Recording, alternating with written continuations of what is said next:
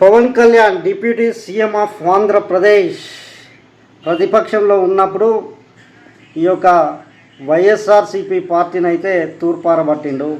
ఏం చేసిండంటే సుగాలి ప్రీతి హంతకుల్ని ఉరిదీయాలి లేదా అన్నాడు.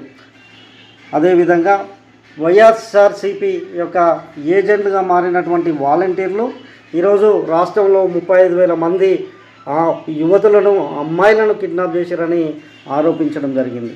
అదేవిధంగా తాను అధికారంలోకి వస్తే ఐటీ కంపెనీలు తెస్తా, ఉద్యోగ అవకాశాలను కల్పిస్తామని వాగ్దానాలు చేసిండు. సినిమా కట్ చేస్తే 2 సంవత్సరాలలో 2 సార్లు తన సినిమా యొక్క టికెట్లను అయితే 10 రెట్లు పెంచుకోవడం అయితే శోచనీయం.